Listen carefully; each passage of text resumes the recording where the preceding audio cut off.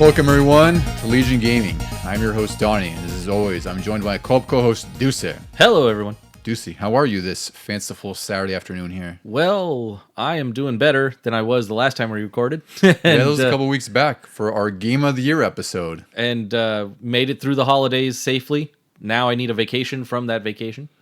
I'm pretty relieved to be done with the holidays, and I think it's probably the case for a lot of people where their job just makes them, it doesn't make you hate the holidays, it just makes you wish that they would go quicker because you have so much work to do for the holidays. So I'm very glad that the holidays are over. We definitely have, like, my job is always, the end of the month is a big push, and then this is going to be the end of the year as well.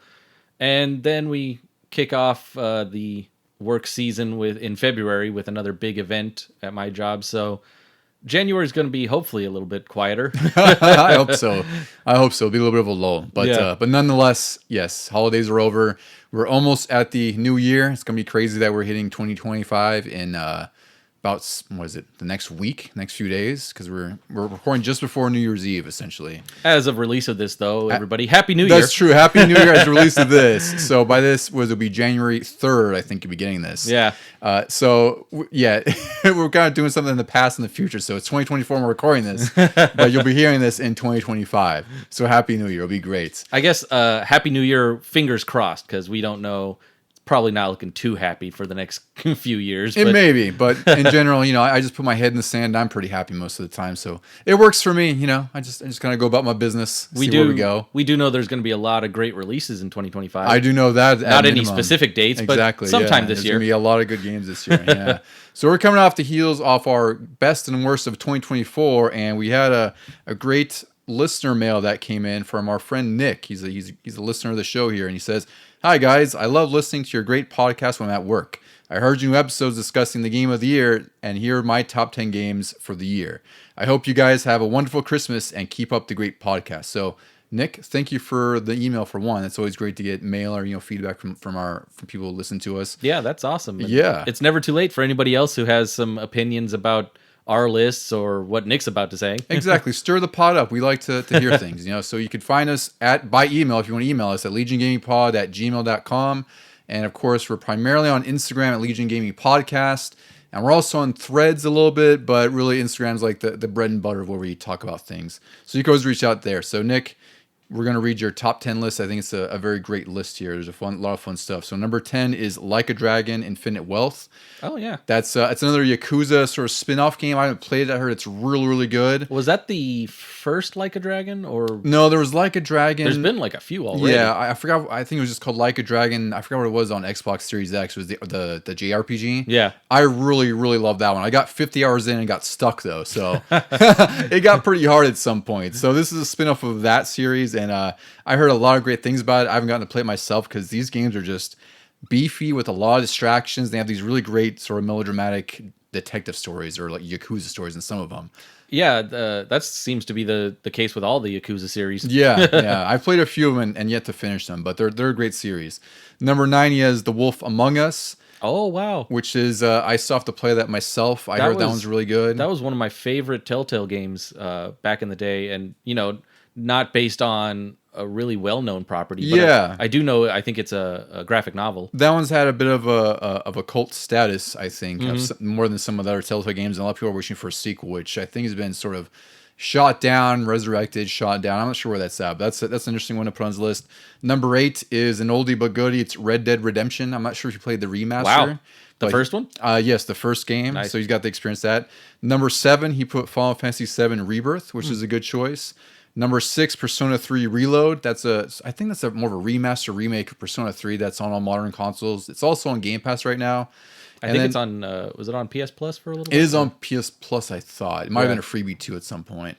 And then he's got 2 back-to-back heavy hitters in my eyes here. He's got number 5, Simpsons Road Rage. That was the Crazy Taxi inspired Simpsons game. Yes. That was a good time back then. It wasn't better than Crazy Taxi, but it was the Simpsons, so it worked. Number 4, this is one of my favorites. It's Simpsons Hit and Run, the Grand Theft Auto clone that include the Simpsons that I wish would be remade or remastered in some way because I played both of those a ton. I think I have them on GameCube. Yeah. At least I had Hit and Run on GameCube. I can't remember if I had Road Rage and maybe traded it in or not, but But both of I those, do remember you had Road Rage. Yeah. I have it on PS2 and I have Hit and Run on Xbox, and I also have Simpsons skateboarding. So I wonder. Oh boy, I wonder if Nick's played the Simpsons the game. What was that on? Like 360 and yeah, 360 and PS3. PS3. It was out 2009, 2008ish. That was a really great one. That was a great I one know a lot of too. people are kind of tired because it's kind of a collectathon, but I love those games, so it was a great time. And once again, it's the Simpsons. It's They the had Simpsons, yeah. plenty of clever lines and everything. Yeah. So number 3 here is another great choice. It's Silent Hill 2 Remake, one that I also placed pretty high on my list. Number 2, he has Astrobot, which is another fantastic choice for the year. And at number 1, he has a choice that I think a lot of people put on their list as well, Metaphor Refantasio. Oh yeah, you had that. Was it an honorable mention? It was an honorable mention because unfortunately other games took my time away from it, but it's a really fantastic JRPG. I really enjoyed the time I did put into it. Yeah, I saw that recently on other Game of the Year lists on like YouTube.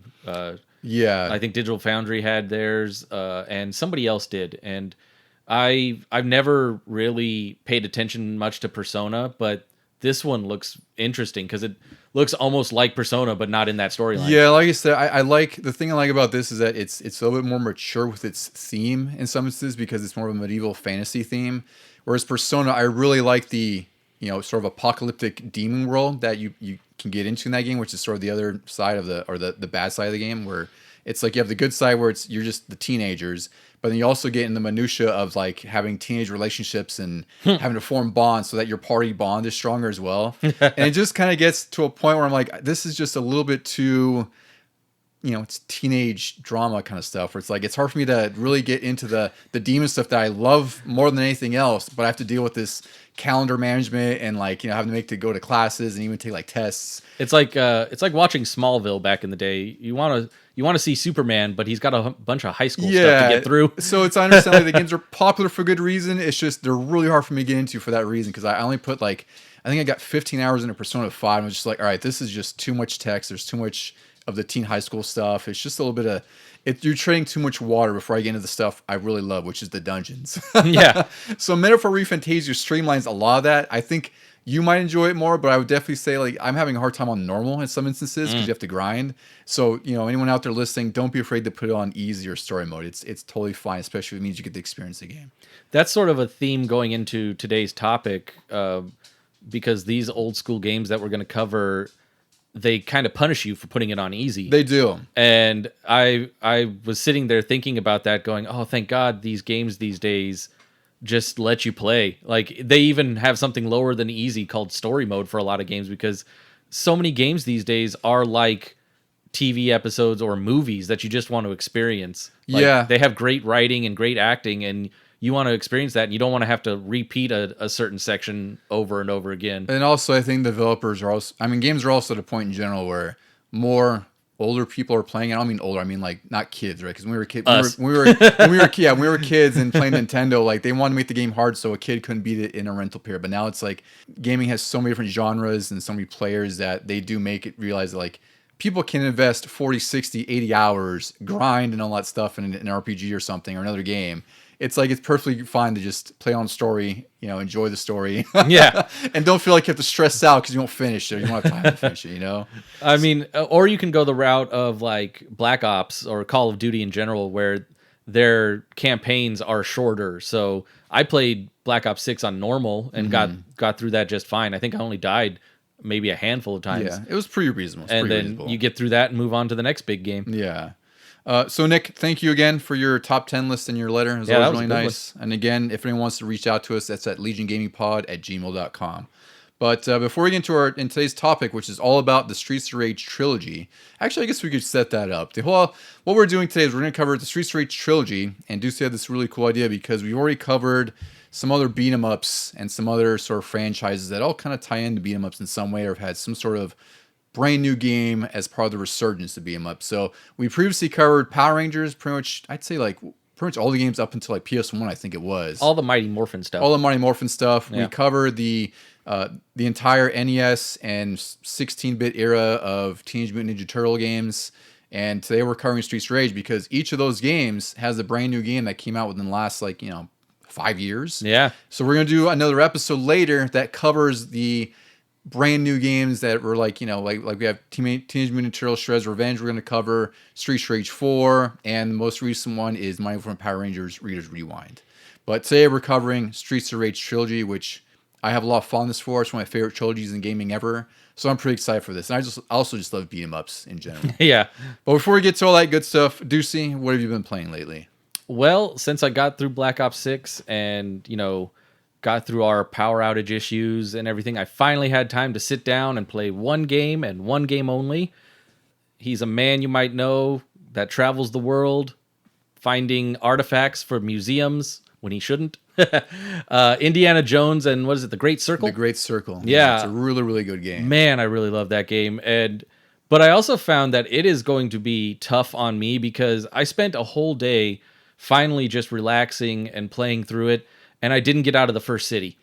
Like, there's just so much to do, wander around, collect the secrets of the city, and then just collect other little, like medicine bottles were in one section that you have to turn in and get little items for. I love the perk upgrade system, because as you're doing certain, like, Indiana Jones-esque things, you get points for that, and then you get to be a better fighter, or be better at stealth, and that sort of thing. And yeah, all in all, it's just a really fun time. Yeah, I ended up finishing it last weekend, and I had put quite a bit of time into it. I really loved it. I think it's where I put on my list, which is at number 9. It's probably where it should settle. Because when I was playing, I was like, should I place this higher? Because when I made the list, I'd only played a couple hours because it had just come out, and then I was able to finish it up until then. I loved it. I do have some nitpicky issues with it, though. One is a game-breaking bug that forced me to go back 3 or 4 hours. That's a little larger than a nitpick. That's my largest issue, and even then, it's sort of I would say a rarity, because I was looking up online and there's only a few threads about it, and there's no fix. So what had happened is later on in the game, and this is what sucked, is I was almost near the end of the game. It was about 17 hours in. And you're in Southeast Asia, and you have to buy this breathing device that allows you to breathe underwater longer. So I bought that, which requires you to earn money, which is, you can find around the area, or like there's certain missions will give you money, So I bought it, and for some reason it didn't register that I had bought it. So I had no more money to buy another one that was on the table.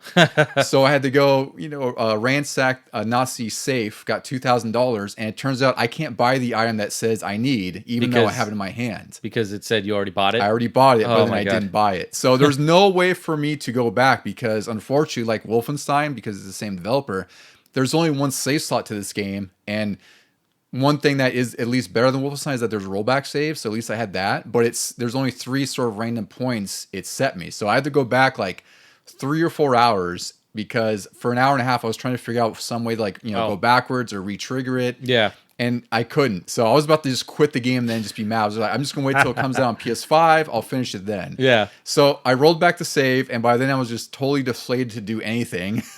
Because all my side quest progress before that, right, is gone. So it's like anything I did that. So it's like, I'm done. I'm just going to go through the game because there's not much left.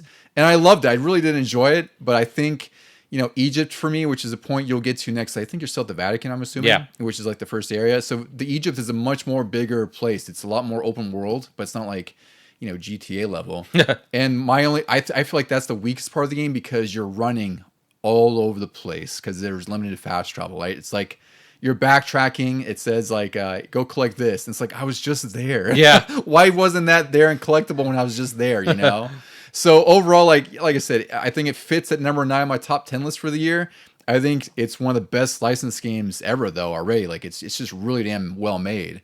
It's just, like I said, I had a few nitpicky issues. I had a game-breaking bug that really ruined my experience at the end there. You're just grumbling along at the end. You're like, I don't even care if I step on temple traps. Yeah, I was just like rushing just through. Get me through this. Yeah, and the end of the game, like the last couple levels you'll play through are really straightforward. Like, there's no open world area necessarily, like it's really guided. So at least there's that, where it's like I wasn't forced to go through everything all over again and seek out in this massive open area. There's at least that. Yeah. But it still sucked nonetheless. But it was a great time. I'm surprised you got hit with that. Usually that's always my luck. Yeah. With these games. I was really salty too. I was like, 17 hours? And this is where it happens? Like, I turned off the Xbox the next day I tried, because I saw there was rollback saves, and luckily that saved me, because the 2 saves that were previous to mine had the glitch.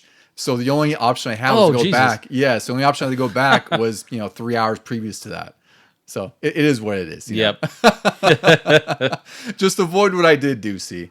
But that's the only game you've been playing lately? Yeah, really. Oh, and the games that we're about to talk about today. Oh, yeah, of course. I wanted to 1, 2, and 3. refamiliarize myself with that. Plus, I realized I don't think I'd ever really played 3 before.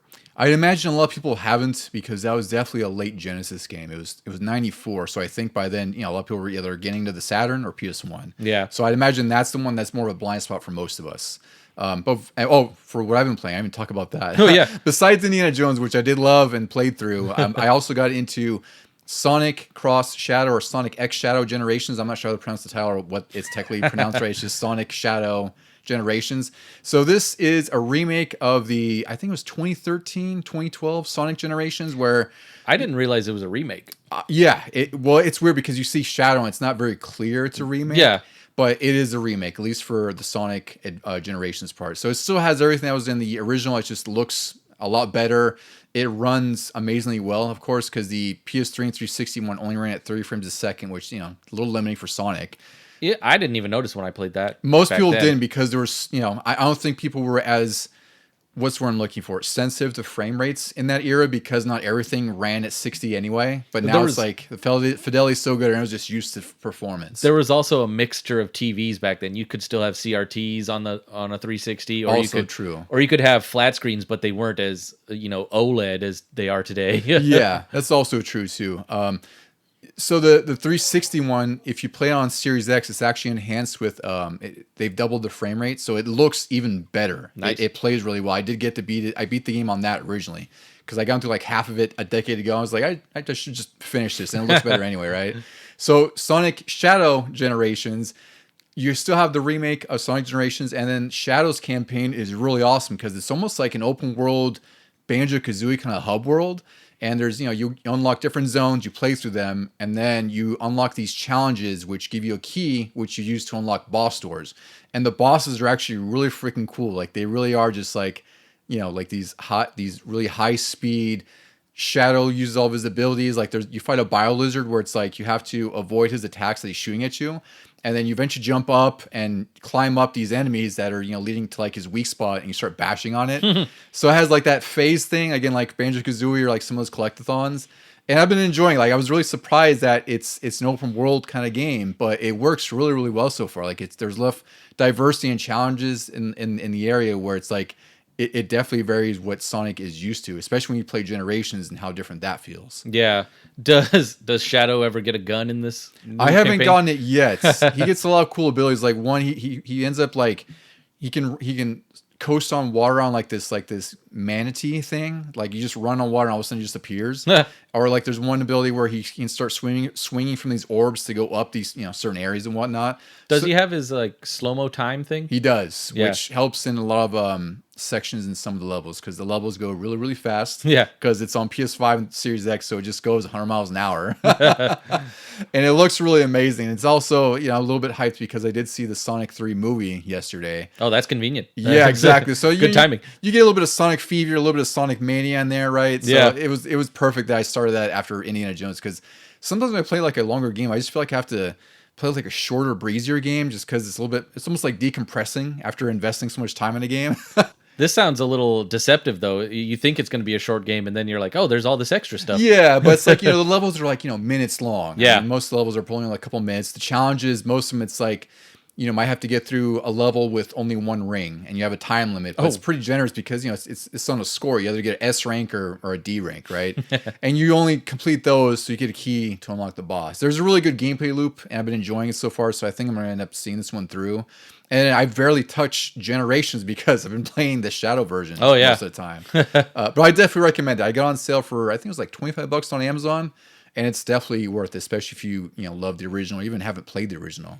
Yeah, I'm in the same boat as you, where I played the original, but I only got about 3 or 4 levels in, I think. And I don't know, I just got sidetracked, and I think I had to like take it out to make space for some other game. And now that I have like the 1 terabyte extra for my Xbox, I'm putting all these other games back in. Oh, yeah. So I got to reload that one, or I have to get this new remade one and play it through that. Either way, you know, because the Sonic Generations that's on Xbox Live or whatever it's called now, the Xbox Store now, it's always on sale for like $4. Yeah. And I'd say, you know, if you don't want to get Shadow Generations now, you know, you can wait it out and pay $4. And like I said, it runs and looks really, really great for being a 360 game on the Series X. But I would also definitely recommend Shadow Generations. Yeah, you might as well. You may as well just get a upgrade whole at this extra point. side game on it. Exactly. Yeah. All right, DC. So let's get into the history of beat 'em ups and the Streets of Rage trilogy.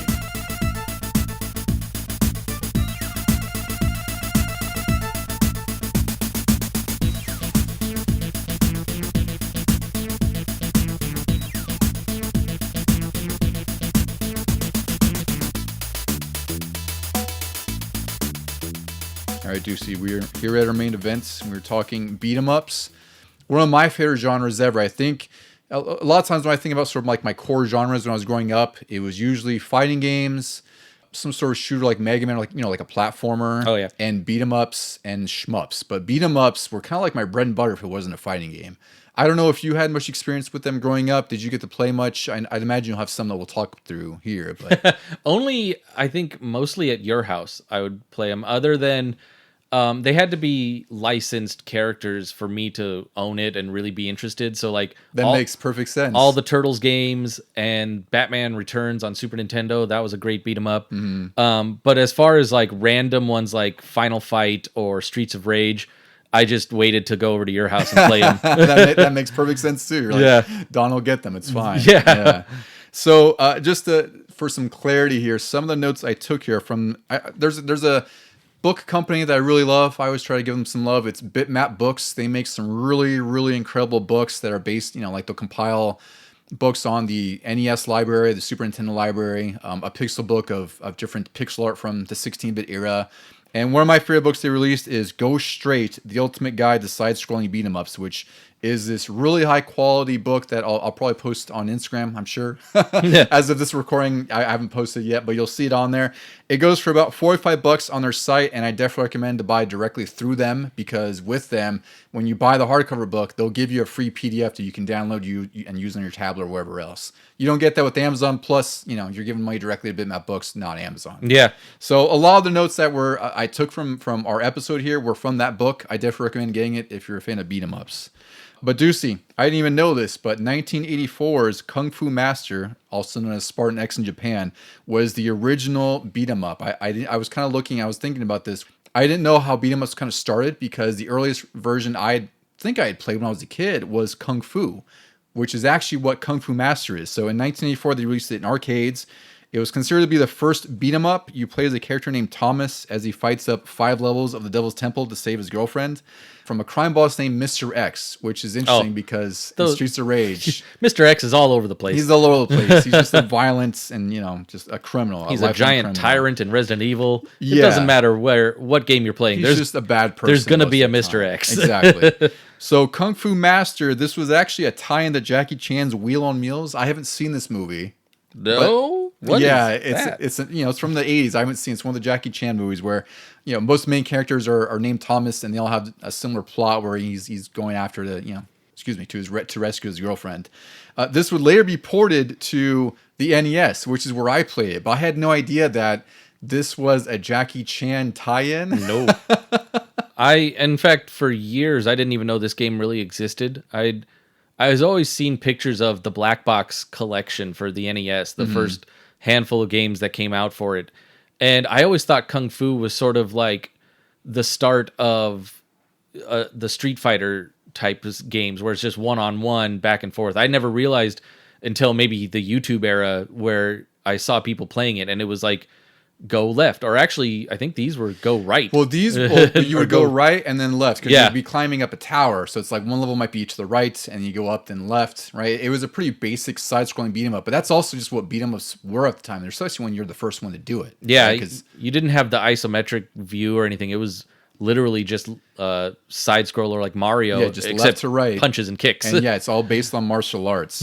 So the belt-scrolling format, which is really just what Streets of Rage is based on, the belt-scrolling format was introduced in 1986 with Taito and Technos Japan's Neketsu Koha Kunio-kun. I don't know how to properly pronounce that. It's just my best go at that. That looked good. Thank you, good dude. too. You validated it. Yeah. This was also known as Renegade in the United States, which is an arcade game that you probably have heard of Renegade. Yeah. I'm sure you might have seen it. But this format, Renegade uses this format where the camera is at a downward angle, and that allows the player to move up and down as well as left and right. So it adds almost like another dimension because now you're going up on that vertical axis versus just left to right like Kung Fu was.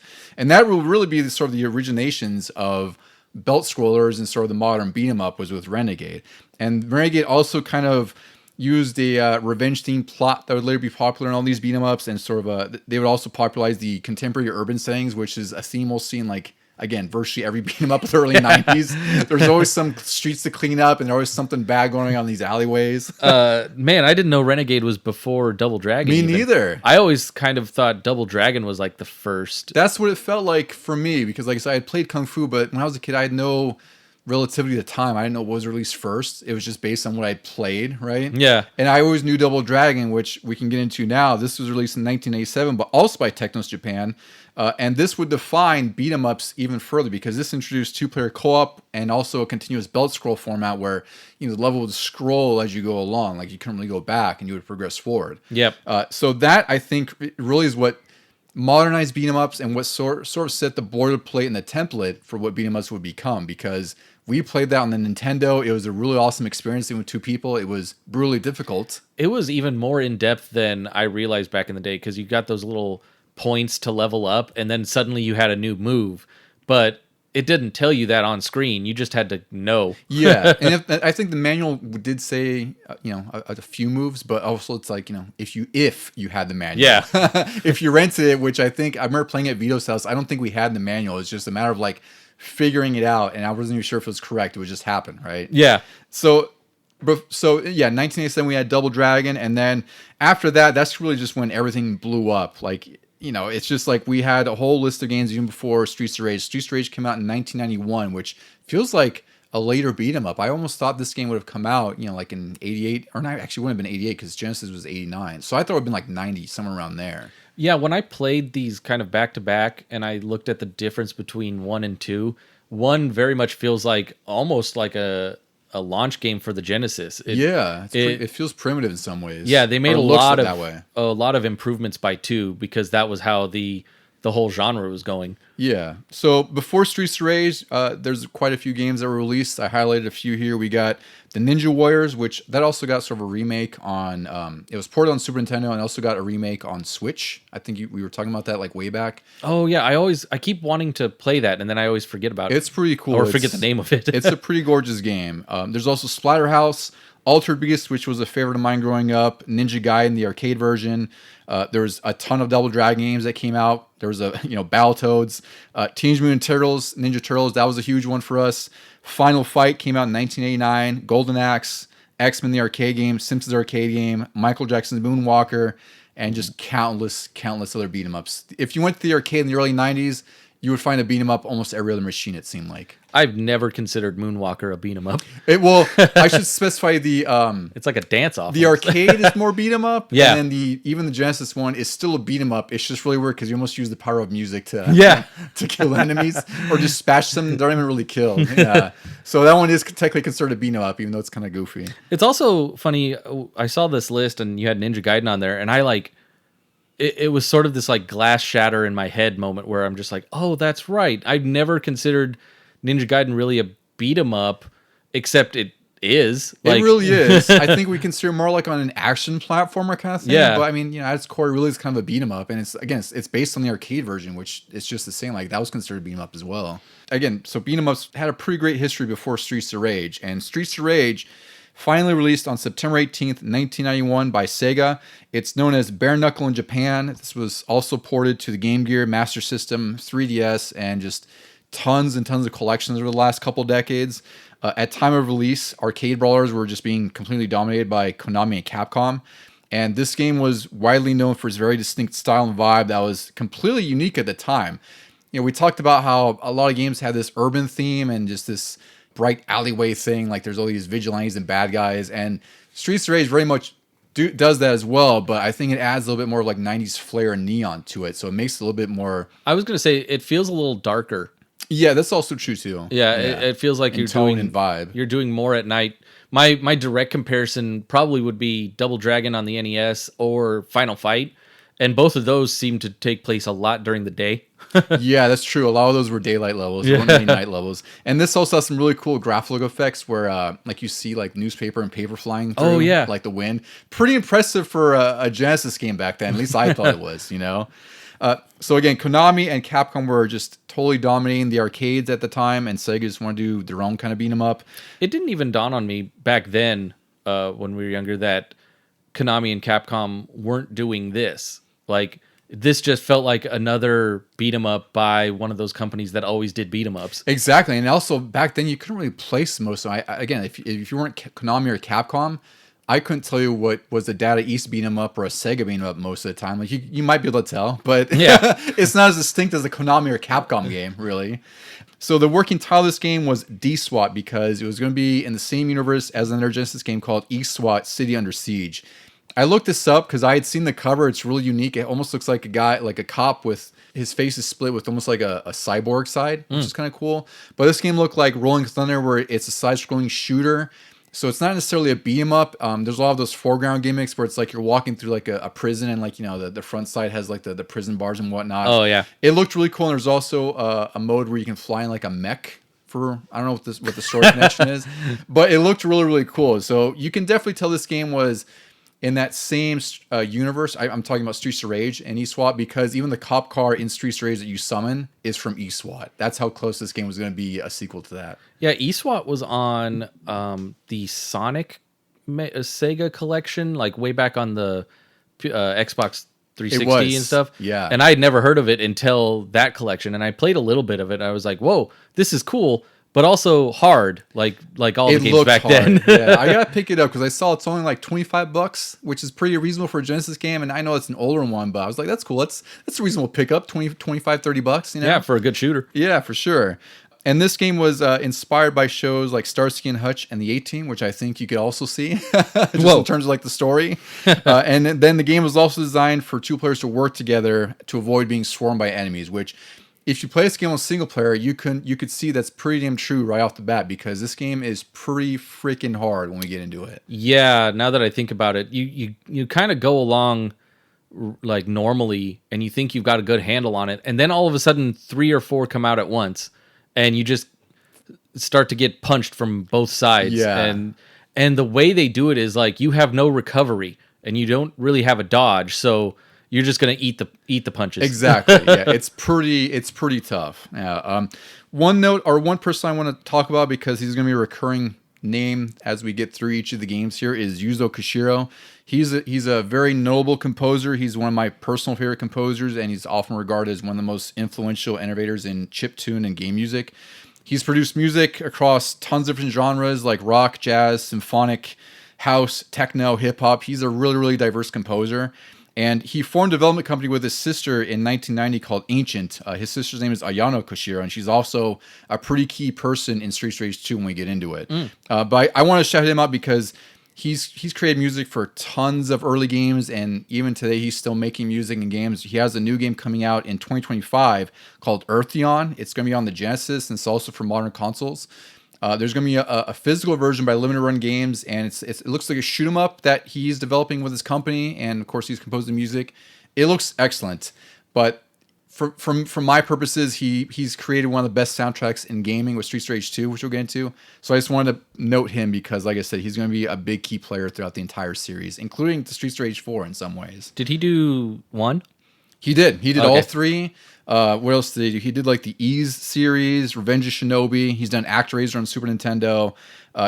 He composed the music for Sonic the Hedgehog on Game Gear and Master System. Oh wow. Batman Returns, Super Adventure Island, Shenmue, and just tons and tons of stuff. Like I'd wager a lot of the big games you might have played, he's probably had some hand in the music in some way. That's interesting because the 3 Streets of Rage games, these trilogy ones, they seem to have a different sound in each of them or different music. They do. They all have their own very distinct style, even though it's one, it's a couple of composers with them, but they all sound different. And I think there's some pluses and minuses to some, which we'll get into. But overall, all three soundtracks, without getting to everything, they're really, really strong. Especially for I know you're critical of the Genesis a lot of times, but Koshiro and his team they made the Genesis sound like nothing else with the soundtracks with these three games. No, I think I mentioned it way back on like the Aladdin episode where Sega, I don't usually prefer their sounds, but when it came to like Streets of Rage, because it was only for Sega and they knew what they were working with, he did a great job with all of these. I think that's what's key is that when you have multiple, when you're porting a game from multiple consoles, right, you're gonna develop and do whatever you can with them. But when you're making a game specifically for a console, you're gonna use its hardware to whatever potentially you can, and that's why I think all three of these games are successful, at least from a music standpoint, is because like you said, like they're just tailor made for the Genesis and its sound chip.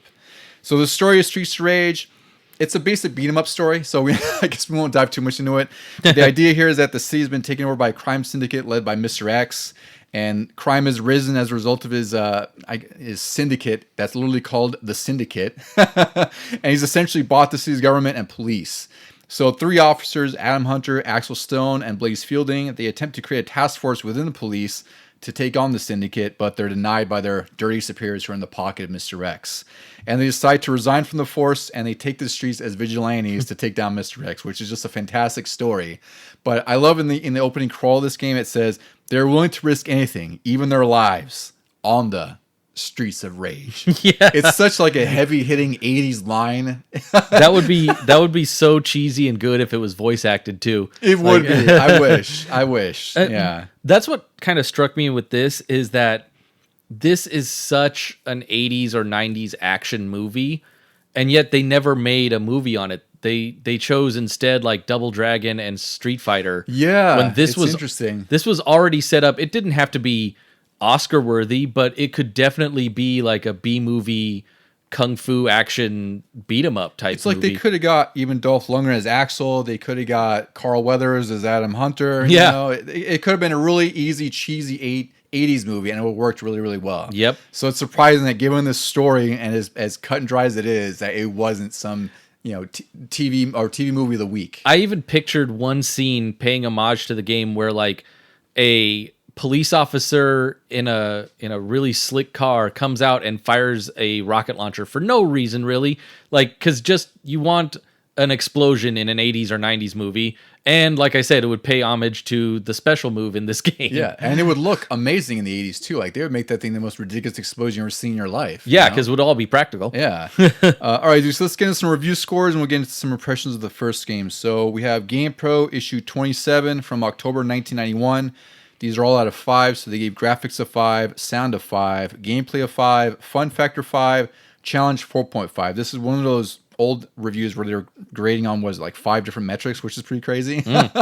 Overall, they said they called it a fighting-like game because I guess at this point, beat 'em ups hadn't been sort of defined necessarily, at least from what I can understand, because EGM also called this a fighting-like game or a fighting game. So I just wanted to point that out because I thought that was interesting. GamePro loved the 3 distinct characters and their movesets. They love the weapons, and they said 2-player is an absolute blast. EGM reviewed this issue 25, August 1991. These are out of 10, so they gave it a 9, 9, 9, and a 9, which is just stellar scoring. It says it blows away the other beat 'em ups with superb graphics and more forms of attacks. They referred to it as a fighting game, like I said, which was different. I think it's because fighting games hadn't really come on the scene yet. Not really, because it was very limited. Street Fighter 2 hadn't come out just yet. I think it had just come out around this time. It was July 91. Yeah, it would have been very fresh. Yeah, really fresh. So they considered it a fighting game, which is, again, really bizarre to me. I mean, you are fighting. Technically, yeah. I guess that's true. Let's see. One reviewer was blown away and said it puts other games, including Final Fight, to shame. They noted 40 attacks, 8 levels, and huge bosses, and music that rivals Sonic, which I'd say that's not too far off the mark, frankly. Like Sonic has amazing music, and Street Fighter 1 still has really good music. Also of note, Super Mario World was reviewed this issue. It was called Super Mario 4 at this time, and that got a 9, 9, 9, and 9 out of 10. And also, they reviewed Final Fight on Super Nintendo. It got an 8, 7, 7, and a 7. Looks and feels like the arcade, but no 2-player. Gameplay was easy and short. noted Guy was missing, who's a character in Final Fight. He was completely gone from the Super Nintendo version for hardware limitations. And all 4 reviewers hated the removal of co-op, and they said Streets of Rage figured it out, so they didn't understand why Final Fight didn't. That is interesting because Super Nintendo, I mean, was kind of known for co-ops by then. Yeah, and my thing, because there's always an internet argument of like what's better, Streets of Rage or Final Fight. Yeah, I've always been firmly planted in the Streets of Rage camp, even though I think people will kind of use the arcade version of Final Fight to say it's better. And even the arcade version, as much as I love that one, I don't think I like as much as Streets of Rage, especially Part 2, right? But Final Fight, I think, when I rented it back then, I still think it's a gorgeous Super Nintendo game. But you're right, like it sucks that when not most, that's kind of too general, but a lot of the games you play on Super Nintendo with your buddy were 2-player in some way, whether it's co-op, alternating, whatever. And one of the biggest features of a beat 'em up in Final Fight was playing with 2 players in the arcade game and choosing from 3 characters. And unfortunately, the Super Nintendo version, as gorgeous as it looks, has no third character and no co-op. It doesn't make any sense because what is it? Turtles in Time is probably around this same time. Yeah, probably roughly around. Yeah. That definitely had co-op too. Yeah, it did. And I think again, like when you look at the sprites compared to Turtles, at least, like they're definitely bigger in Final Fight. But I think I was a kid. I think I would have been fine and not even noticed if they had to scale some enemies down or something, or just whatever compromise you had to make to get 2-player. That should have been their priority. But it's weird that. Not weird, but I guess Capcom thought that it was a better idea to make it a single-player experience, which beat 'em ups can be kind of hard to get into solo sometimes. Depending on the game. Sure. Yeah. I think wasn't Double Dragon 1 on Nintendo? It wasn't even co-op. No, that was 2-player. That was? Yeah, I remember Vito and I playing. Guys, yeah, right. So even they then couldn't even do it after that. So I remember you could play as Jimmy. I don't want to say Bimmy. Billy. Yeah, Jimmy and Billy. I almost said Bimmy. Like I almost said it without catching myself. Yeah. Jimmy and Billy, and I remember it was red and blue, just like it was. And I remember playing that with Vito back then too. Like again, that was a different experience. But yeah, Final Fight and Super Nintendo. Really weird that there's no co-op and no third character. So I think this review of the 8s and the 7s. Pretty fair, if maybe a little generous with no co-op, right? Like, that is actually kind of surprising. They could have given it 6s, and I probably wouldn't have been upset about that either. Yeah. All right, Deucy. So let's get into some of our impressions for Streets of Rage 1 before we jump into 2. What did you think of this one? Like, had you played this much? I imagine you didn't play as much as a kid either, because I didn't play this as a kid either. I couldn't find it. No, I remember only playing 2 at your house the most, and then I played 1 when the collection started coming, like that one on 360, and then the more recent Sega Master Collection, which is where I've been playing all of these to prepare myself for the episode. And because there was such a gap in time, I always thought like 1 and 2 were very similar until I played them back to back here. And I was like, holy crap. It's pretty major. This is very primitive. Like the enemies don't even have life bars. It's a lot slower. The special move is, like I said, that cop with a rocket launcher instead of like your character doing a move. The sound effects were a little off too. It didn't feel like a real beat 'em up yet. Yeah, definitely. Like in Streets of Rage 2, each weapon has sort of a distinct sound, and Streets of Rage 1, that's missing. I mean, not missing, but it's just not there. Yeah. The sprites are a lot smaller. I noticed in this game too, because I had played it. I think it was like around PS2 when all those Sega collections started to come out. I think it was about then, because that's when Sega stopped producing, start making hardware and whatnot. Yeah. So they were porting their old games to everything. So I played this on like PS2 or something, and that was the first time. And my relation was I had played Streets of Rage 2 to death when I was a kid, and basically all throughout my life. I'd rented Streets of Rage 3 back then, so that I had a little bit more familiar with that. And when I played Streets of Rage 1, that's why I feel like you said, it almost felt like a Genesis launch game. Yeah. Because it did look like, at least for graphically, it looked kind of primitive. Like it looked like much smaller. The levels, while they looked nice, they weren't very distinct from the characters. Like there's not a lot of contrast between background and characters, right? It was very basic too. The left to right, you could go up and down on the walking plane, but there wasn't that much that like got in your way. There wasn't a whole lot of up and down where the whole camera moves up or down. It was very basic. Yeah. And this game, so just to be quick about it, there's 8 levels. I've only gotten to like 5 because this game is freaking brutal on just single player on normal. It's really freaking hard. I don't know what your experience was, Deucy. Did you get through much of this at all when you played it? Not this most recent time. I was just trying to get the feel of it. Back then, when I first played it, I want to say I got to the bridge, but maybe that ship. But I'd have to see a screenshot to really remember. Yeah, it's hard. Like, you could definitely manage all of the enemies in here, but I think where the game really just my biggest negative point, I will say, is the bosses in this game, because they are very cheap. They hit very hard, and they're sometimes hard to chase because you walk so slow. Oh God, yes, I did notice that. There's a guy with, I think he's in this first one. There's a guy with claws.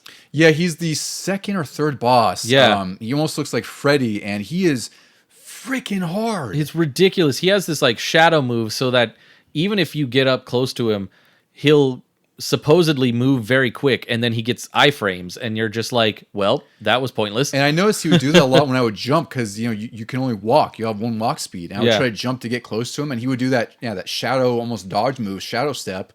And it's like, Jesus, I must have lost like 4 lives on that. And then the level after that, you fight. He's like this sort of like really heavy guy who breathes fire. He's bald. Oh yeah, and he moves in a diagonal pattern, and he just bowls right through you, takes all your health. So that's really my biggest negative about Street Fighter 1, and I can't really be hard on it because it's it's a 1991 beat 'em up. Is the bosses? They're really freaking hard. Like, you really need 2-player in this game. What I don't understand is, like, these were never out in arcade, were they? No, these are all So why ports. do they always make a beat 'em up a quarter muncher when some of them aren't even in arcades? Well, it's like, one thing, it's like, I wish we would at least have done infinite continues, because that's what sucks, is like when even if you set your lives to 5, and there's a cheat code you can use that'll get you 9 lives. This one doesn't have that option even. Like, you're going to have to use a code. Oh, I thought I had level select. No, it only, well, yeah, it has your difficulty setting, but it doesn't have the lives counter like it does in 2 and 3. Oh, I thought it did. Oh, I thought it was in the options to toggle it. Oh, I thought I had 5 lives or something. Yeah, because I was trying to do that, and the other 2 had it, and I was like, oh no. But I did notice in this one, it felt a little easier to get 1-ups throughout the level. Yeah, the score threshold is smaller. I didn't take note of it. I don't know if it was like 30,000 or something like that, but there's pickups on the ground that, of course, give you bonus points for, and you kill enemies, you get bonus points. It's at least reasonable in that respect, but the bosses are just they feel like core munching bosses. They're gonna take up a lot of your lives. At one point, I think I had up to 6, and like I said, that claw guy knocked about 4 of them off. Exactly, that's exactly my experience. Yeah. So one thing I want to get into before we move on to 2, this actually has a pretty cool twist ending in some ways. So at the end of the game, you're offered the chance to join the Synod, because again, you're a vigilante at this point, and if you refuse, you defeat Mr. X and restore peace to the city, which is obviously the canon ending, because you don't want to have these vigilantes fighting through all these bad guys and saying, "Yeah, I'll join you. It's cool." Yeah. The twist is that if you accept, it's revealed to be a trick, and you're sent back to the factory to go back up the tower to fight Mr. X.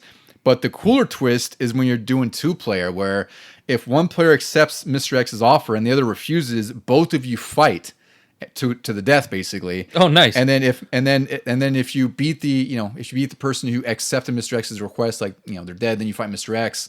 Otherwise, if the other player beats you, then they take over the syndicate. So it's kind of a cool twist ending that wasn't very common at the time. Most of the times, it's like if you got to the end based on your $10 of quarters, you'll get a couple screens. So it's cool that they thought to add a little bit of extra, especially with a 2-player mode. That's very, very unique, that you would have a choice and both of you can make the alternate choice and fight each other. I mean, that kind of plays off of the Double Dragon ending where that's right, Billy and Jimmy fight at the very end. Yeah. But that wasn't a choice. And this one, that one's very interesting. I would have probably, like back in the day, I probably would have said, no, I'm not going to join you. I'm the good guy. And now these days I would have been like, no, let me join up and I'll take over for you. Wait a minute. Why am I back at level 1? You'll be the guy who gives the politicians their paychecks or something. Like, here you go. Here's your allowance for the week, sir. Like I said, way back in when I finished Outer Worlds, I ended up being like this shadow boss behind the scenes of everything. It's funny what 30 years of perspective will do to you, Deucy. If you can't beat them, join them. Join them. Then beat them. I heard that on a cartoon. I think it was Arthur once, actually. If you can't beat them, join them. Then beat them. I was like, that's kind of an interesting thing to teach kids, All right, Deucy. Now we're getting to my favorite game of the trilogy, and one of my favorite games of all time, really. Street Fighter H2 for the Sega Genesis, released December 15th, 1992 by Sega. Once again known as Bare Knuckle 2 in Japan, and this was also ported to the Game Gear and Master System. And there's a 3DS version because 3DS got these really cool 3D versions of some Genesis classics.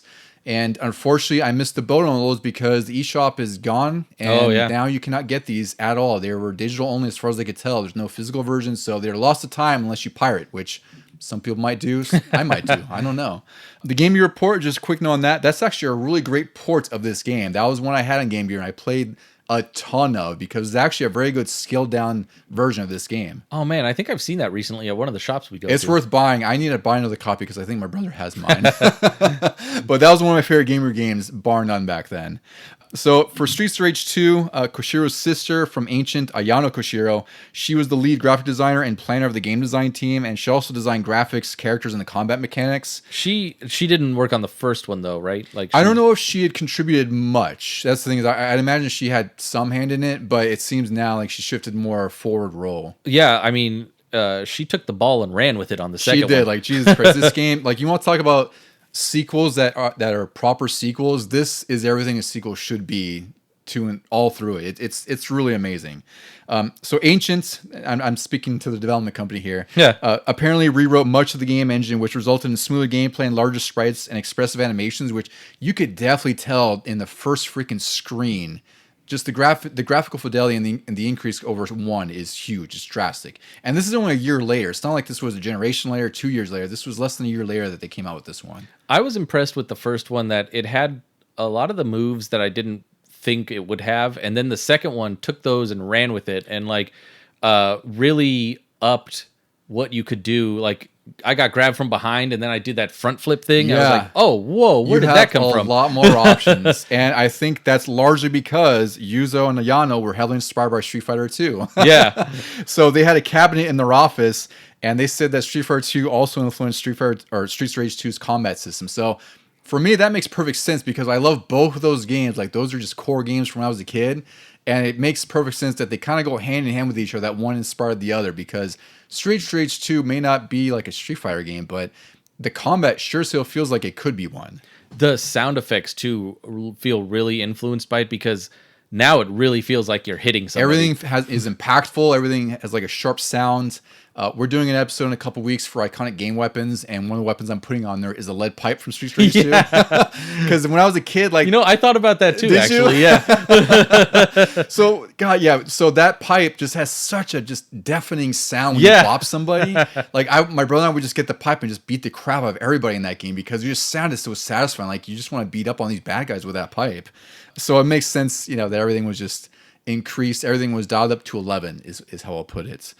And also Yuzo, for the composition of this game, he used a PC-88 home computer and he developed his own programming language to compose the music, which I find to be just mind-blowing to me that you could develop your own coding language to create music. He called it Music Macro Language, and it's a heavily modified version of BASIC, which is a coding language that I don't know much of because I haven't done it in like 20 years. He also used this same hardware for like Batman Returns on Game Gear and Shinobi 2.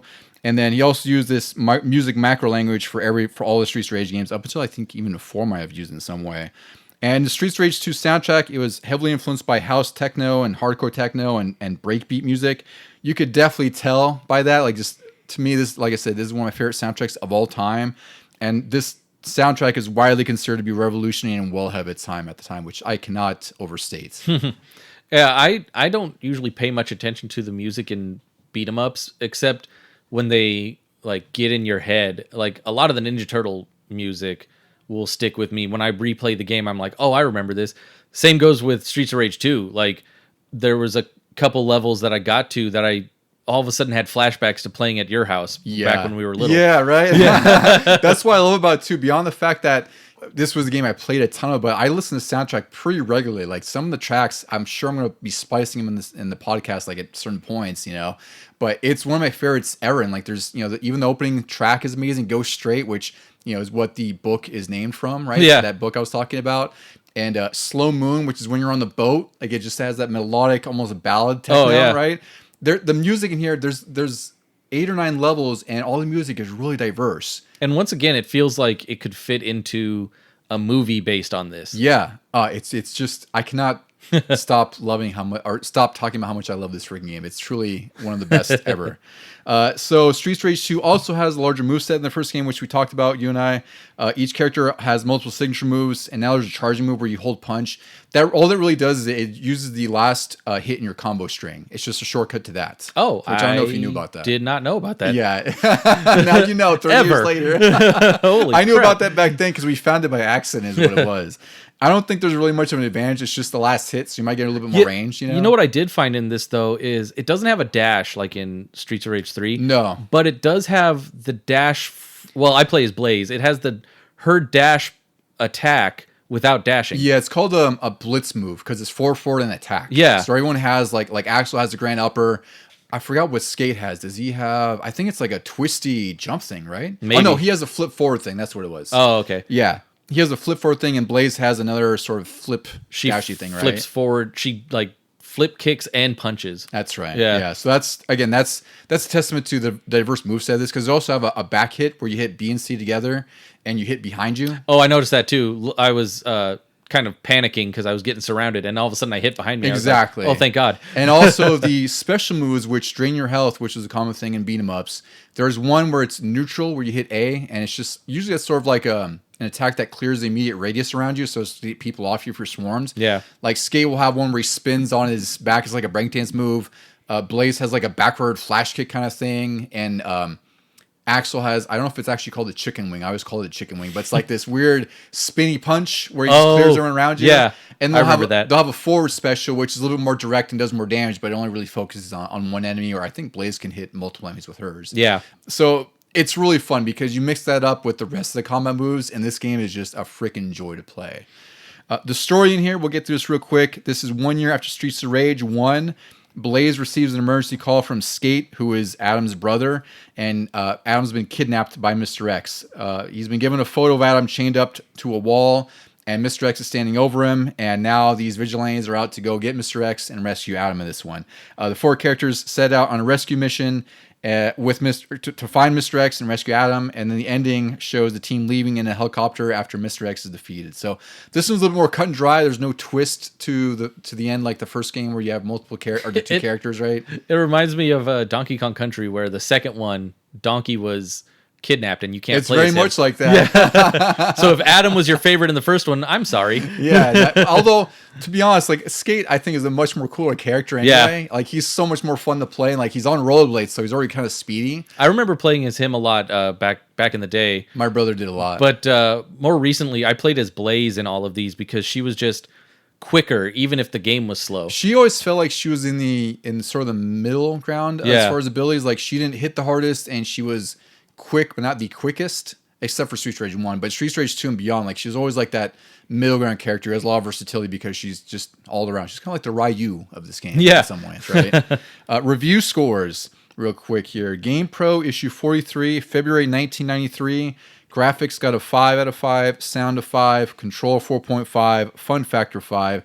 They were critical over the lack of defense in the combat, which I found to be a little bit unfounded considering you have a few options. Like you have the back hit we just talked about. You have the neutral special that gets people off you. Oh, yeah. But compared to modern days with their dodges, like it was, you were going to tank some hits too. Well, I don't even think many beat-em-ups had dodge moves back then. Like, or blocking or, anything. Like this, this had the most defense of those kind of games. Oh, no, it doesn't come till 3. 3, you get a little rolling dodge if you do up, or down, you do. down. Yeah. But I mean, at this time in 1992, early 93, I don't think many beat-em-ups had many defensive options at all since they were meant to eat your quarters. Yeah. Those cheap hits were free, But they did praise the larger sprites. They thought the graphics and music were amazing. They appreciated the dual mode for its novelty, but it lacked depth, which I think is a totally fair thing. Like I played dual mode when I was a kid with my brother and my friend Alex, and it's just sort of one-on-one fighting mode, but it's still confined to the combat of Streets Rage 2. So it's also on basic. Is it on the planes, like where you can move up and down? And oh yeah, that could get annoying. Yeah, exactly. I can picture your brother just running around the arena. He probably did that. I would not put that past him whatsoever. I'm sure he did that. Bob, if you're listening, I know you probably did that. Yeah, and he'll confirm it too. He'll text me like, "Oh yeah, I definitely did that." And I taunted you the entire time. Exactly. And usually, we cover EGM and Nintendo Power, but we can't cover Nintendo Power because this isn't on Nintendo at all. And EGM somehow didn't review this game. So I looked through September 1993 all the way through July 1993. didn't find a review for Streets Rage 2, which I find to be pretty baffling, even though they did a preview for it in November 1992. The only thing I found was a review for the Game Gear version in July 93, and that got 8s across the board. There was 4 8s, which I think is a fantastic score for that port. Yeah, for a Game Gear game. Yeah. That seems really high. I'd imagine that this one would have been 9s or 10s. I don't know if they had 9.5, but like, it should really be up there. I'd imagine like EGM would have definitely for me, this is a 10 out of 10 game. Bias aside. They ranked the first one 9s, and this was only improvements this all across. This is even better. Like there is, I mean, even compared to other beat 'em ups at the time, like Final Fight 2, I think had come out, and that was just a fart in church to me because it was not fun. Like it was such a downfall from Final Fight 1 even. It was just not as fun, and they did have co-op, but it just didn't. I don't know, like certain beat 'em ups, the way they pick you up and hook you, some games just don't have it, and Final Fight 2 didn't. So I'd imagine if EGM did review Streets Rage 2 for whatever reason they didn't, it should have gotten at least 9s. I can't remember if I played Final Fight 2, but I do remember like Final Fight never seemed to have the same speed as the Streets of Rage games. It didn't. It always felt like it was what's what I'm looking for? Like it wasn't slower, maybe a little bit more stiff. Like it just had. I don't know. I just feel like maybe because the animations of Street Rage are much more fluid, right? Like it just looks like there's a little bit more fluidity versus Final Fight.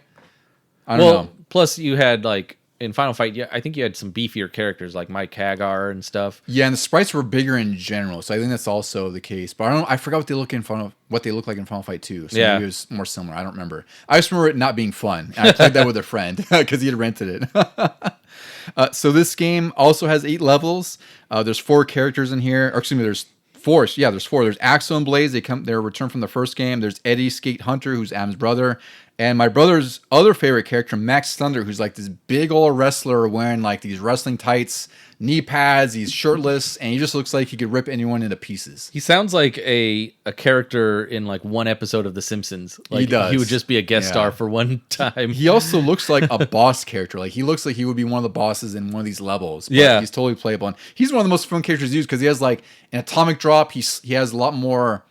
He can throw enemies further and like he can jump and throw them, which the other characters can't because he's just that much bigger and that has that much more power. Very much like their answer to Mike Hagar. Yeah, and he's got a really cool dash move that's like dashing and spinning, so he has a little more mobility with that. He's a really fun character to use, and Skate, like we talked about, is also really great because he's the opposite of Max. Like he's like a teenager wearing rollerblades and like bright neon tank tops, right? And he can jump on enemies' backs and punch their heads when you get behind them, right? He's really freaking cool to use. So I think all the characters in here have far more personality than a lot of other beat 'em ups at the time, just because of their animations and even just their attack movements, right? I think that's a big thing that makes it different from other games.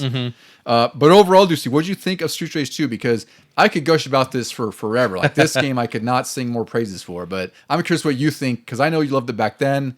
But how do you feel about it now in relation to other beat 'em ups that you've played even up until now? I feel like I said, if it doesn't have a license to it, like a Ninja Turtles or a Batman, this is what I think of when I think of beat 'em ups. Is everything in Streets of Rage, from the little all your enemies, even the regular street guys have a life bar to them. I think of beating up random trash cans and finding turkey. Yeah. And that's right. Apples. Yeah, like apples and chicken in here. It's really weird. and then the lead pipe out of all the weapons. I mean, there was always a knife, but the lead pipe was like the weapon you wanted in any beat 'em up. You were hoping that a game had a lead pipe in it because of this. It was always a pipe or like a bat, but I was more partial to the pipe because it just. And it's, again, because of this game, like when you swing with that pipe and you hit something, like it just sounds so huge and impactful. It had crazy range too. It was like using Donatello in a game. And also one little effect that they add is like the sound of the wind getting cut when it goes, whoo, like every time you swing it. So it's like you really feel like they're swinging the hell out of this thing with all their power possible, right? Yeah. And then it smacks someone and it just makes like the biggest pop. The levels in here I think are really gorgeous. I think the sprite work in here is just top notch for a Genesis game, and you could argue like it looks better than a lot of Super Nintendo games in some ways, just stylistically, because I think that's what defines this game beyond the combat mechanics is the graphics and art style, like the early 90s neon and techno club vibe, and also the music that is perfectly complementary to that too. Do you have any favorite levels on this one, dude? Like, did you beat this one at all? No. I like every beat 'em up, I always seem to be going strong, and then there's just one section where I get my ass handed to me and I lose all my lives. And then I might survive that, and the very next one is going to be like a game over, continue situation. Yeah. I really wish a lot of these games, even in the collections, had sort of a simulated dropping a quarter into the machine so that you can just build up your lives or something. This one, so I think Streets Rage 2 does have a cheat code. I forgot if it's for more lives or more continues, because I remember using that when I was a kid. Now I can beat it fine on normal because I've just played through it so many times and I know the levels so well.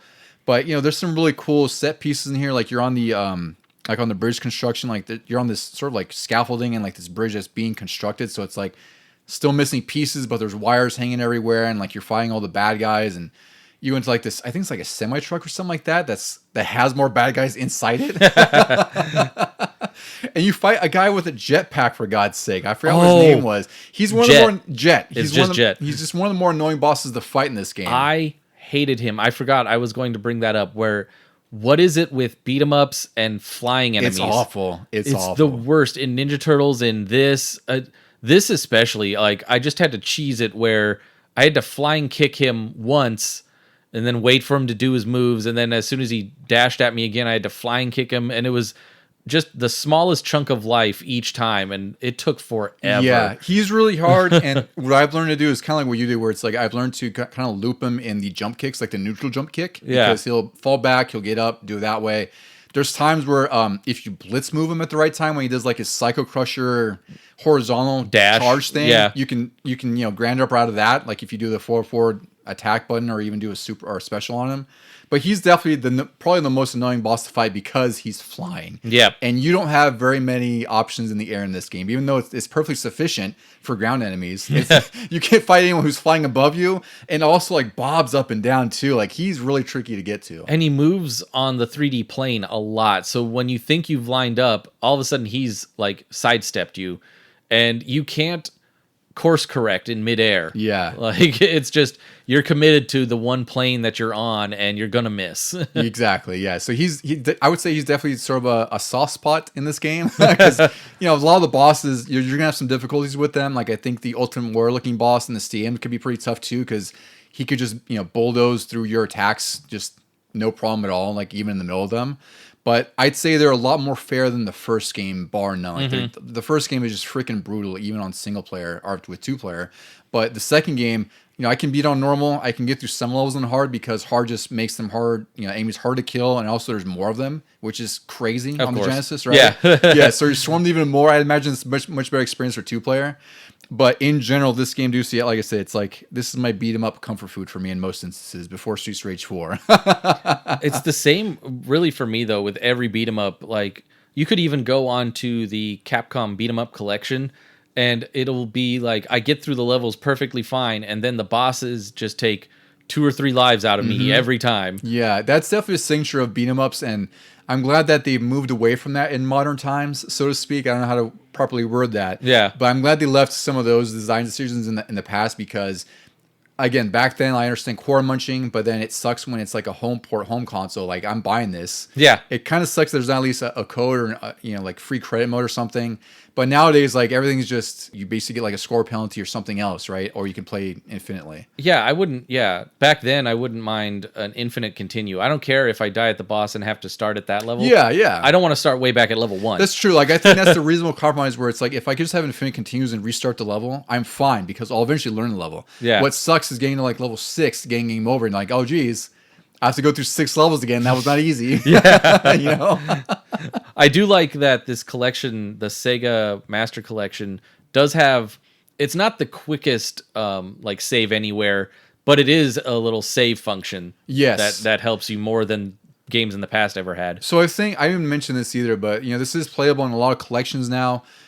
Is it on Switch Online? I have anything to check on there. Is it on there or no? I think Streets 2 is on, but I don't know if, or maybe 1 is. I don't think all 3 are. I know all 3 aren't for sure. Yeah. And then there are the, I think they were called, like you said, the Sega Master Collection from the 360, which are purchasable on Series X. Yeah. Unfortunately, early December 2024, Sega delisted the Sega Genesis collection, which is the most recent collection That's the one I've been playing them on. Oh, Sega Genesis collection? Yeah. Yeah, that's the one I've been playing on Switch as well, which had all 3 games and a ton of other great Genesis ones. And also with the TV set up right in the room. And it looks like you're playing it on the TV. Yeah, so the PS4 version has PSVR, has a PSVR Oh, mode. yeah. Where you could kind of navigate the room and also put the cartridge in the system, which I thought was a great gimmick when I played it, right? It's really cool. I've been playing on Switch, but you'll need a physical version to play this, unfortunately. Or, I'd imagine it's probably on some other collection on Series X. And I don't know if what else is on PS Plus or Switch. But it's possible. You just go get the collection physical. It's like $16 to $20 and it's worth it. So that's the best way to play this. Otherwise, of course, you can get original hardware or, some digital versions. But any final words to say on Streets Rage 2 Deuce before we move to the third game in the trilogy here? No, just that, like I said, it was probably one of the best. Yeah, this one, again, like probably top 5 game of all time for me. I will never stop loving Streets Rage 2. All right, now we get to the final game in our trilogy here. It's Streets Rage 3, released July 1994 by Sega. And this version is a little different. There's no Game Gear or Master System ports. Master System might have been long dead by this time. I don't know where Game Gear was in its lifespan. I imagine probably winding down because, again, Saturn was just about to come out. PS1 was on its way out. Game Boy was still strong. Game Gear was probably like on its last legs at this point. I want to say it's probably like early 95 is probably when it was starting to dwindle. So it's kind of weird that there was no port for this one on the Game Gear. It was still alive enough to have a Batman Forever Game Gear game. That's true. That was 95. Yeah. You're right about that. Yes, maybe it was a little bit closer. I wonder why they didn't port this one then. It's really weird. So this game is really different from Streets Rage 2 and 1 in a lot of ways. One of the weird things is that they made some significant changes from the Japanese version when it was localized. So the color palettes of Axel, Blaze, and Skate, he's known as Sammy Hunter in Japan. I noticed this because on this Sega collection, you can play both versions, and I happened to do that. And I was like, whoa, this is a lot more different. Like, I know you'll get into a lot of the changes, but even just the color palettes are different. Yes. So I remember renting this when I was a kid from the warehouse, like always, because I was really excited to play this because I loved of 2 so much. And that was immediately what struck me right away. It wasn't like a negative thing. It was just like, oh, they look really different. Like Axel has like this yellow and black pant gimmick. It's like he's paying homage to Adam. Yeah, yeah. He looked like Adam from the first game, Blaze. I think she has like this white outfit. Yeah. And I forgot what Skate looks like. I think he has like a black tank top and like red pants or something like that. They're really different. There's no real reason why they are changed because in the Japanese version, they're their Streets Rage 2 palettes, which is perfectly fine. Female characters wore less revealing outfits in the English version, which, it's fine. Like, I'm not upset about that, but I also get that things are a little bit more sensitive. Oh, which ones? In the Japanese version, they were wearing a little bit more risque clothing. Oh, okay. Well, but it might have been not fixed. Blaze. I mean, she looked the same in both. Yeah, I think it's more than because they probably reveal more of like more cleavage or something like that. Or maybe they wear like short skirts. Like it's always one of those things when they localize these things. Like they put a few extra pixels to block things out. Some voice effects were also changed. For example, Axel's forward attack button or attack used to be called the grand upper, and he would say so. Now he says bare knuckle. But it's weird because in the Japanese version, he still says grand upper, and it's only in the US version he says bare knuckle, which is the Japanese name of Streets of Rage. Oh yeah, that doesn't make sense. It's really weird. At all. One of the more notable changes, and this one's, again, totally fair, was a mid-boss named Ash was removed. Oh, man. He looks like, he was removed because he was a gay stereotype. He just looked like this guy who wore like these really tight clothing. He was very effeminate and, had these feminine gestures, and he was completely removed from the US version. He was also playable in the Japanese version. Like, apparently he was really fast and hit hard. But, Sega wanted no part of that when they localized it, and they just took him out completely. I played this. I didn't realize he was really early in the game. He's already in the first level. And I showed my wife, and her quote was just, "Oh my." Yeah. It's definitely like just 90s awful stereotype. That he looks like ridiculous. He looks like he looked like a caricature you'd see in like a Village People video, like something that someone would make fun of that in some way, right? But then he had these motions of like what a woman looks like in a Looney Tunes cartoon. Yeah. It was really bad. It's really weird. And that shows you how times change because that, in Japan, they were totally fine with that. But Sega was like, no, we cannot have this in the US version. So that's a change that I think is totally reasonable. I don't have any issue with that one. One I do have an issue with any game is when they make it purposely more difficult on the US version. So the normal US difficulty is even more difficult than the Japanese hard mode, which tells you a lot there. For no reason, there's no arcade version. I hate when any game does that, and back then they kind of did the combat randles, but it sucks because the person being affected is the person playing the game. Yeah. I'm at home. I don't want to have to deal with this. Like it makes no sense to make it more difficult. And also, you can't complete the game on easy mode because it ends after stage 5. So there's also that on top of everything. So not only do you get a normal version that's harder than the Japanese version, but you also get penalized for not finishing the game if you play on easy. Yeah. It's a little bit silly. What's easy? Just the Japanese hard? Maybe. I don't know. I didn't even think to compare them, really. One bonus, though, is that special moves do consume less health in the US version, so I guess we get that small little concession. And I think once you get down to a certain level on your life bar, it doesn't take any. Yeah, I think that also happened in Streets Rage 2, because I remember abusing that when you could, because you're going out with the Blaze of Glory at that point. You may as well use it while you can.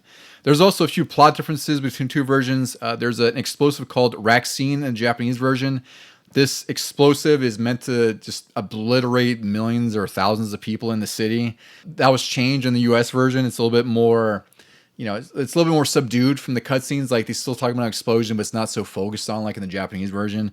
And also the plot mostly revolves around these robot clones that Mr. X has made, and you basically are just out to stop Mr. X and stop him from detonating an explosion in the city.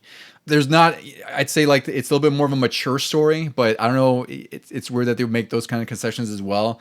Also, one of the levels is the White House, or at least it appears to be in the White House in the Japanese version. And in the US version, that's just totally changed. It's just changed to like, I forgot what it is. I think it's just like an office building or something like that. I've noticed little things. I played the first level on both. Mm-hmm.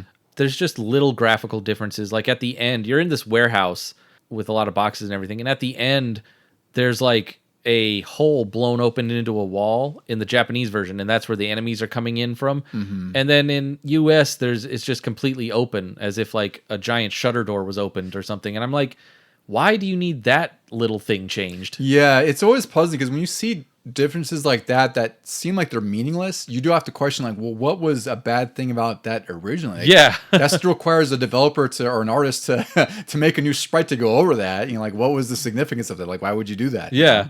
So it's interesting that this version seemed to have been completely different from the Japanese version. That wasn't the case with the first two games at all.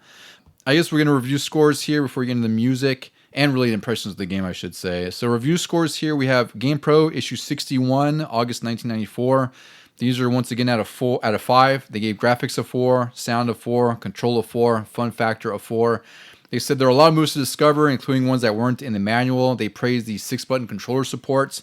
They thought the graphics and sound were in line with previous Streets Rage games, but noted slowdown in some areas, and thought the Japanese version's names looked more diverse, which I thought was really weird. Or no, excuse me, the enemies looked more diverse as far as like what their sprites and color palettes were. Oh. I didn't really get that impression. There was like 2 different colors for each enemy that I saw. There was, yeah. So they added a little bit more diversity with that, but I guess GamePro liked the Japanese version's color palette. I don't know. You know what I did notice in probably all 3 of these is a lot of the enemies looked like characters from other beat-em-ups. They did. As sort of a dig at them. Like there was the guy that's in all blue with the red hair. He looks he's like using name like Garcia is like the most common name for him. But he looks like Billy from Double Dragon. Mm-hmm. There's a guy that's shirtless, but he's bald. He looks like a Bobo. Yeah. There's one guy, I think it's in the very beginning of the 3rd game, who looks very much like Ken from Street Fighter. That's what I thought in some instances, because there's definitely some familiarities you'll see with some of the enemies and sprites. Like, even like the bar guy looks like he's out of Art of Fighting or something like that. The big guy that shoots fire and he has like a red hat and suspenders. Yeah, he looks like Mario. Guy. He does, except he spits fire. Yeah. I definitely think there's some inspirations in this game from other games. Yeah, I think that's a fair conclusion. EGM reviewed this, issue 60, July 1994. These are out of 10, so they gave an 8.777, which is ironically the same score they gave Final Fight a couple years, or back in 1991, right? It's kind of fun. Oh, how the mighty have fallen. Yeah. One reviewer liked the music, but thought it wasn't up to par to Koshiro's other projects. The animation and gameplay were all great, but the same reviewer questioned why Sega changed the characters' outfits to be more gender neutral, as they put it.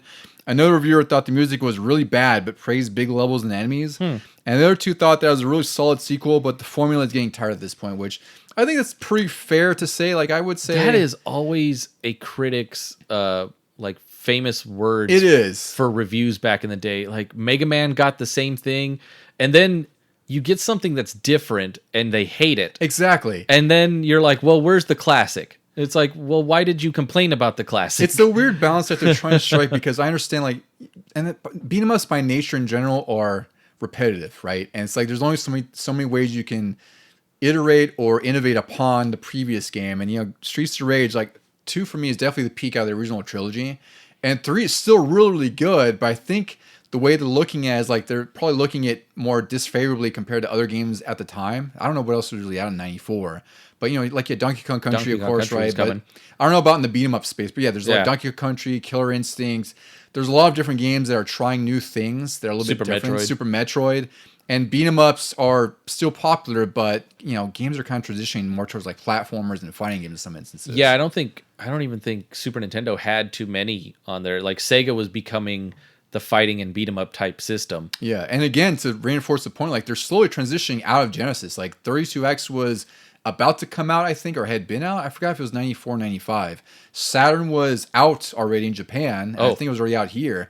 So Streets Rage 3, it's a late Genesis game. Like Genesis stopped making, I think in 97 was like Frogger was the last game ever made. But really like 94, 95 is really when it was winding down, right? Because they're focusing on 32-bit systems. So I think like the reviews here are, they're pretty fair. Like I love Streets Rage 3, but I can't say it's as good as 2. But I would say like maybe it's loved more now than it was back then. I feel it's weird because I like what they did with the improvements of movement. Like there's a dash now. Overall, just hitting feels faster. Mm-hmm. But I think I would prefer 2 over it because the music, they were right. I wouldn't say it sucked like they did. No way, yeah. But it did sort of get on my nerves a little. It wasn't as good as even the first one. Well, you know what it is? And I kind of thought that too initially because I do remember the music when I was a kid just being like, oh, like this is freaking weird because it's definitely more experimental techno. Like he went really hard on the techno side of things. Yeah. And I think with Streets Rage 2, there's a lot more melody in his music. Whereas here, there's instances where it does sound random and like randomized in some ways, right? It's just noise at some points. It's just like, and it just reminds me of like if you're in a club and there's like just a heavy techno beat going on. That's what it sounds like sometimes, like you're just in a deafening club. But when you get through later in the game, like then it becomes more melodic and like the music becomes a little bit more familiar, like I guess more like Streets Rage 2. But it also sounds really fantastic. I almost feel like there's a parallel to Mega Man 2 and 3 in some instances where a lot of people might consider Mega Man 2 the peak. I consider 3 because I grew up with it. But 3 still has more dimensions to its music. It just may not be as good as 2 in some respects, right? And I think that's the case with Streets Rage 2 and 3, where 2 just has amazing music all throughout. And 3, I think there's some tracks you can really like, and there's some where like, yeah, this sounds like just techno noise. Yeah.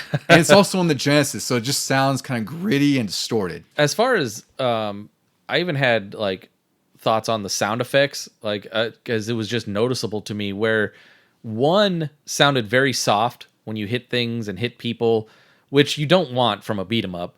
2 I think you mentioned it sounded like it was cranked up to 11. Like it was almost comically over the top, but it was really good sounding. It sounded like Batman Returns on Super Nintendo. 3 found it was like Goldilocks. It found the perfect balance right at the end. Mm-hmm. And I think I like it the best where it's like it's hard hitting, but it's not like a really loud smack. It doesn't stand out over the music. Yeah, like it fits with it. Like the mix of the sounds is better with the music than it is in other games, which I agree with. Like 2 just sounds really really loud when you hit anything. Yeah, but not necessarily in a bad way. It's noticeable. It's just funny. It's like, haha, got you. So let's get into some characters and some gameplay stuff here, Deucy. So there are 7 levels in here. They're all really really hard. Like you could definitely tell this is difficult. Like after I'd read that and I played, I was like, yeah. This feels like this would be a Japanese hard mode because your moves do so little damage, even to basic enemies. Mm-hmm. It's really crazy. Like it's just, there's more enemies on the screen at once. The bosses are just as difficult. I think this is a little bit better balanced than Streets Rage 1 just because of the movement options and the combat because it's just more advanced. Like I said, it was quicker, and I feel like you have more moves that will hit multiple enemies to clear it out a little easier than the first couple. Exactly, yeah. So, and there's also, there's a new character. There's a couple new characters, really, because this one you can unlock a few more characters in this one. So, we'll go through them. There's Axel and Blaze. They return from the previous games, and Skate also returns here. A new character is Dr. Gilbert Zan, who, God, I was really excited to play as him when I was a kid, and I do not like playing as Gilbert Zan at all. Mm-mm. He's like 6'7". He's he replaces Max, and he's like this really tall, skinny guy with like he almost has like a mustache, reminds me of like a walrus, like a Wilford Brimley. I think he's kind of, isn't he part cyborg? Yes, because he has that cybernetic arm. Yeah, yeah. And he skates around, so his dash is more of like a hover skate. I don't know, it just feels unwieldy when I'm playing as him, and like, I think he's supposed to be a heavy hitter, but he's almost too heavy. Well, he's too heavy for his movements. Yeah. And, every character has sort of like a basic combo. It's like 3 or 4 hits. And that also has different ranges, right? But with Zan, like, it sucks because he really has like 2 or 3 punches, but they're all short range and stiff, and they don't do any more damage than any of the other characters, it feels like. So this game's already difficult as it is. Really, when I play as Zan, it just feels like it's more of a handicap than anything else. Yeah. He's not fun to use. I remember as a kid vividly, like, damn, like, I'm really disappointed he sucks because he looks cool. Like, he looks like a pretty badass character. And he's got, like, this shock arm thing as one of his moves. And he has like this almost like Blanca, like electric shock thing to clear enemies around him. But that's the best of his combat. Everything else sucks about him. And like you said, it's a shame that they took out Max Thunder for this. Yeah, exactly. I think that's what made me salty back then. Is like I love playing as Max, and we got Zan, who sucks. You can unlock a couple characters in here. You can unlock Shiva, who is Mr. X's bodyguard right hand man. I think it's just you beat the first level, and you have to hold a button or something like that. Then he can become playable in the next level. And then also that's more fun. Rue, who is a kangaroo. He's named Victi in Japan. There's 2 ways you can unlock Rue. The one that I figured out accidentally when I was a kid was there's a point in, I think it's the first or second level. I think it's the first level. You're fighting Rue and another guy. And the clown guy with the whip. Yeah. So Rue is basically not kidnapped, but he's sort of like this. He looks like a circus guy. It's like his pet, or like his sort of, he owns Rue kind of thing. Yeah. So in the game, you have the option to kill Rue and the guy, because Rue will attack you. He even has like this hurricane kick attack that looks like it's straight out of Street Fighter. Yeah. But if you just kill the clown guy, Rue will escape and he'll become playable after that. That's what I thought, because I was playing this and I don't know if I had read that somewhere, but I was like, you fight Rue for a good amount of time before the clown guy even shows up. But once he did, I thought, wait a minute, I don't think I have to beat Rue, even though he's punching the crap out of me. Yep, you don't have to. I just focus on this other guy, and when I did, all of a sudden the level ended and he ran away, and I thought, I bet I did something good there. Yeah, I thought that was really cool, because I remember doing that as a kid. And there's an alternate way where I think you have to hold like up and B as a certain level ends or something like that. So there's ways you can unlock them, but I thought that was really cool that you can beat the crap out of the bad guy, and then you get a new character because the new character escapes. There's sort of like a narrative thread that connects it for a reason. He's pretty fun to use. Like he's got like it's cool because like his sprite still has like the chain on him because he's sort of like enslaved from the circus guys, so he has like a little bit of history there. Yeah, which is kind of cool. But my brother and I played as him a lot in co-op because he was just like, he had like a more hopping distance. He didn't hit very hard or far, but he was a kangaroo with a hurricane kick. That's all that really mattered, you know? And I even told you, like, I didn't really play this back in the day, but for some reason that stuck out to me. I was like, wasn't there a kangaroo in one of these? Yeah, and you can also play as him in, actually, I forgot if he's in Streets Rage 4. I think he is. I think he is, yeah. But it's also great because in one of the levels, he makes a cameo first in the bar, like he's behind the bar, like he's a bartender almost. Awesome. Yes. So I thought that was kind of fun. I was like, oh, they made a little throwback to Rue. That's pretty nice. Yeah. All right, Deucy. Well, we've covered all 3 games. I don't know. What do you think about the Streets Rage trilogy? I guess we're at the end of our fun episode here. I want to play them more. I wish, like I said, that there was some way to make it a little easier just to get through. Like when you think about like the beat 'em up collections, they usually come from arcades, and then they give you that option of like inserting coins and giving yourself tons of lives. And I really want to do that just to experience the story and experience the later levels. I think that's a little more difficult with a lot of the places that you can find Streets of Rage now.